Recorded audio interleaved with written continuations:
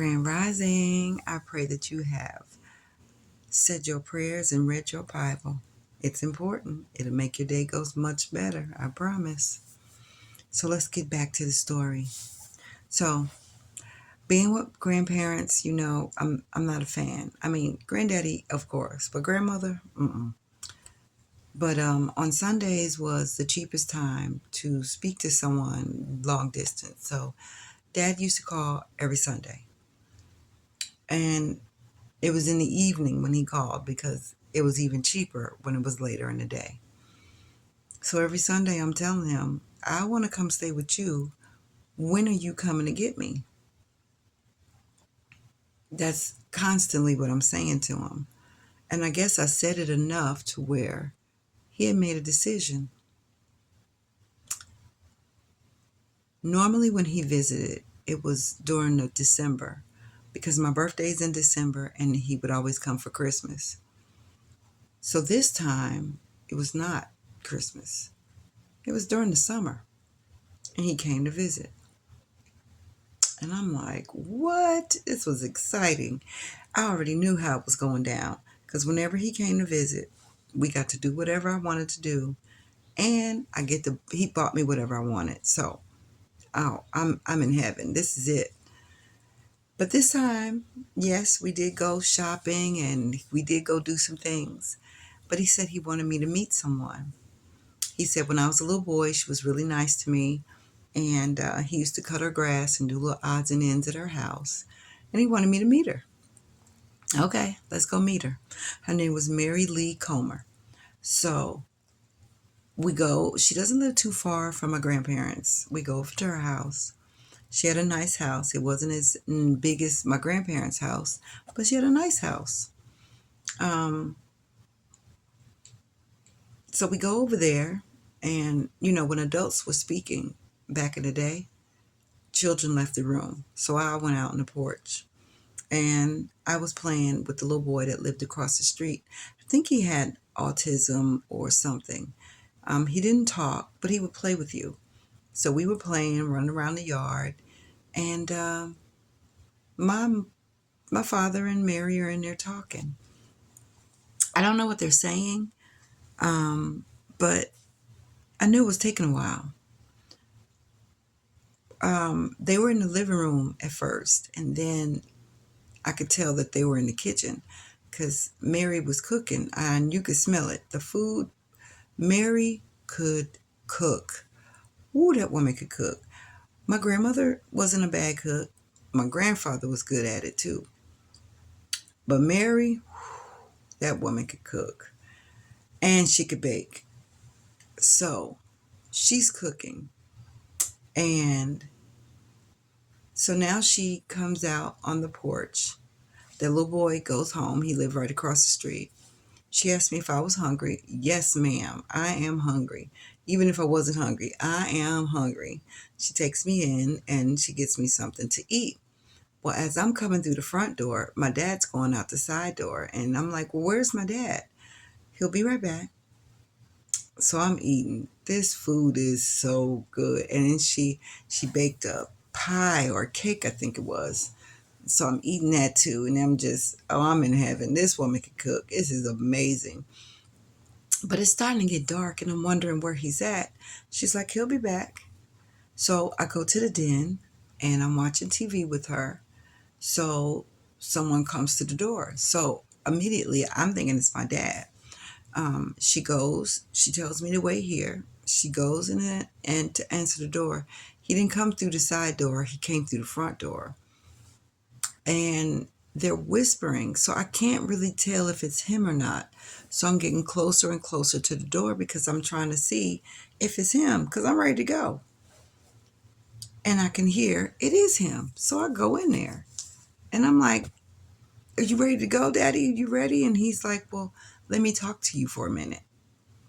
So Miss Mary leaves the living room and he's talking to me and he's explaining to me that he cannot take me with him right now. And I don't think you're having a good time at mom and dad's house. So I'm going to let you stay with Miss Mary for a little while.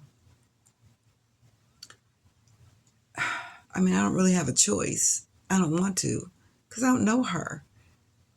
But at least I don't have to be around my grandmother.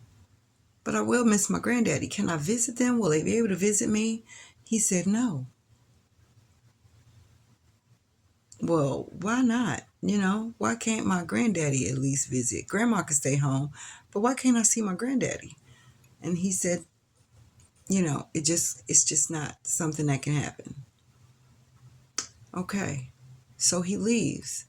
And I'm crying because this isn't what I wanted. I wanted to leave with you. I don't want you to leave and stay with somebody else. So Miss Mary comes to comfort me. She takes me back into the den. She tells me it's going to be all right. She says, I'm going to be good to you, is what she tells me. But again, I'm a child. By now, I'm probably like 7. I don't have a choice. So I stay. And it was cool at Mary's house. I got to eat good for sure. Um, I really enjoyed going to her church. And, you know, being at Mary's was not bad. Wasn't grandmama's house. I'm starting to meet some of Mary's family. Mary had this beautiful daughter. I don't know if it was her daughter or not, but she was light skinned, beautiful hair. And there was this television show that I used to like to watch called Maude. And Maude's husband looked just like Mary's daughter's husband. I mean, they looked like the exact same person. So when I saw him, I'm like, is he the husband off of Maude? And they're like, no, it's not him. But he was funny. He was fun. She was fun. When she came to visit, it was so nice. It was like having a big sister. She let me comb her hair and she would just sit and talk to me. It was like she saw me. And I really enjoyed when she came to visit. It was fun. Like she was awesome. She didn't come to visit a lot. I don't know where she lived, but she lived far away. But when she came, it was like Christmas for her, for me, because she was amazing. Um, Miss Mary has a lot of responsibilities at church, and it seemed like her responsibilities at church, it, it's increasing. It's increasing. So now I meet another one of her daughters. She's dark skinned, she's short and heavy set, and they called her sister. So sister had children, but the only child that I met was Phyllis. Phyllis was high school, I think. I believe she was high school. Phyllis was okay. When Phyllis came over, I got to go past the house, when back in the day when you went outside, they better be able to see you when you're outside. But when Phyllis came, we could leave the block. We could go venture out and go other places because she was older and she would watch me. So being around Phyllis was cool at first. Then, like I said, the responsibility at church became more. And so Phyllis would come over more to watch me. She would watch me and she would watch the girl up the street. Her name was Pebbles. So Pebbles and we would play, and Phyllis would watch us while Pebbles' grandmother was at church and Miss Mary was at church. It was fine, things were fine. It was cool. Um, it was one thing I really liked about Miss Mary. Miss Mary could sew, and Miss Mary showed me how to use a sewing machine. Miss Mary would make us matching outfits that we would wear to church. It was awesome. I liked it. I liked it. It was fun. Um, so after a while, Phyllis would just babysit. She never spent the night. This particular day, it was on a Saturday. Phyllis and her friends would come over. But this particular Saturday, her friends came over. It was a few boys and maybe a couple of girls. They were all in the backyard. I go in the backyard too. Miss Mary had the biggest backyard I had ever seen, ever, like in anyone's home. She had this humongous backyard that you could get lost in.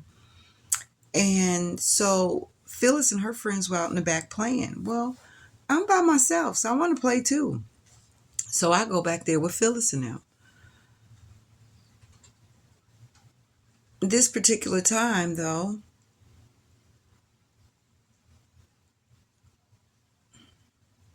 it was interesting because when I go back there, all of them stop and they're looking at me and they're staring at me. And I'm looking like, well, what? I didn't, what did I do? Did I do something wrong? And she says, Phyllis asked me if I wanted to play with them. Well, sure, I want to play with you. That's why I'm back here. She said, well,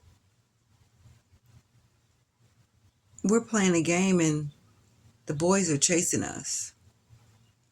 Well, that was fun. I like to run. I was fast. So let's do it. I can run. Like they could come. I'll run with you girls. So Phyllis and her friend run, and the boys, I guess it was like a hide and seek kind of thing. Because like I said, she had a huge backyard.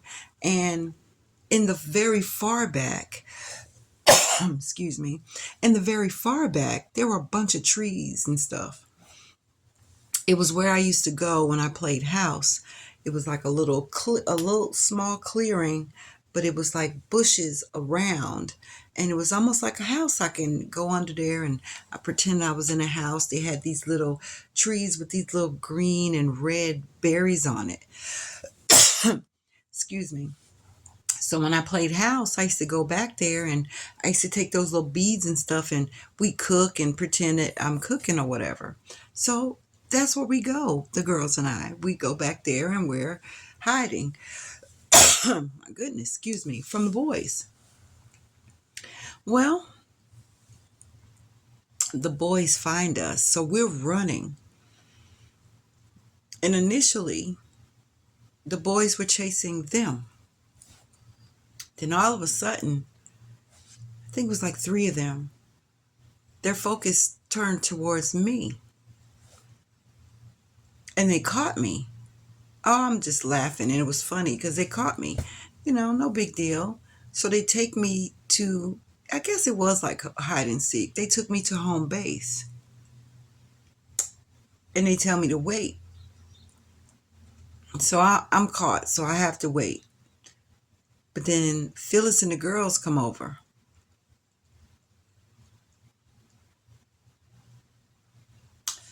And for some reason, they all was focused on me.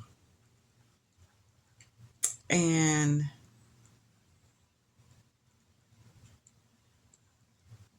somehow they started trying to take my clothes off. All of them.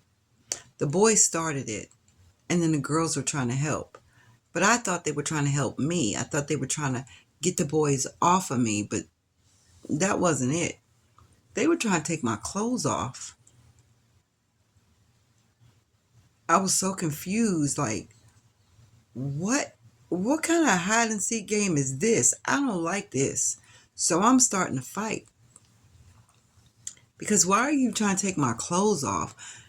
What we are outside and you know, I'm I'm not understanding, and so they're trying to take my clothes off, and like I said, I'm fighting. I'm trying to keep my shirt on, and my shirt gets ripped, and they're trying to take my shorts off, and and Phyllis is trying to tell me, well, this is how we play. Once they catch us, this is what we do.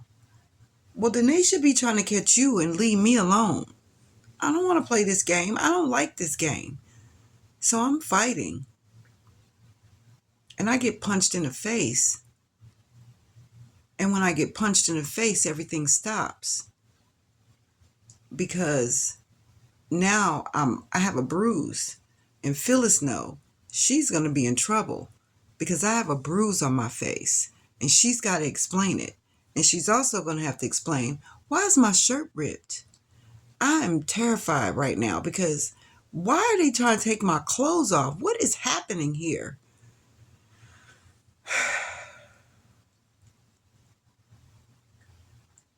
But let's just say this was not the first time my clothes were trying to get taken off by Phyllis and her friends. But as always, I don't want to have my videos too long. So I'll come back tomorrow and we'll explain all of the things that were continuing to change who I became and who I turned out to be. So you have a blessed day. Don't forget, Yah loves you. Read your word. Spend time with him.